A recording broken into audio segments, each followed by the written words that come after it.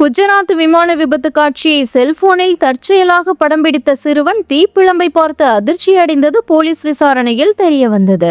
குஜராத்தின் அகமதாபாத் விமான நிலையம் அருகே ஏர் இந்தியாவின் போயிங் 787 ட்ரீம் லைனர் விமானம் விபத்துக்குள்ளானது.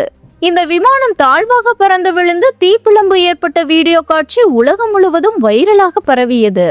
அந்த வீடியோவை செல்போனில் எடுத்தது அகமதாபாத் விமான நிலையம் அருகே வாடகை வீட்டில் குடியிருக்கும் 17 வயது சிறுவன் ஆரியன்.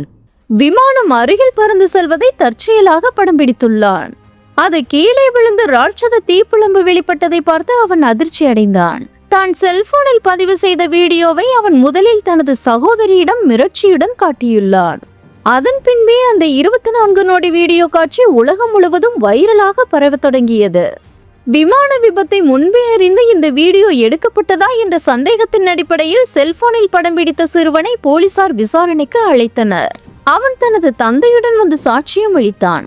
அவன் கூறுகையில், விமானம் அருகில் பறந்து செல்வதை தற்செயலாக படம் பிடித்தேன். அது விழுந்து தீப்பிழம்பு வெளியானதை பார்த்து பயந்து விட்டேன். இந்த வீடியோவை எனது சகோதரிதான் முதலில் பார்த்தார் என்றான். அதன் பின் ஆரியனை அவனது தந்தையுடன் போலீசார் அனுப்பி வைத்தனர். அவனது சகோதரி கூறுகையில், விமான விபத்தை பார்த்து மிகவும் பயந்து போன ஆரியன் சரியாக பேச முடியாத நிலையில் இருந்தான். விமான நிலையம் அருகே குடியிருந்தால் ஆபத்து, வேறு இடத்திற்கு செல்லலாம் என கூறினான்.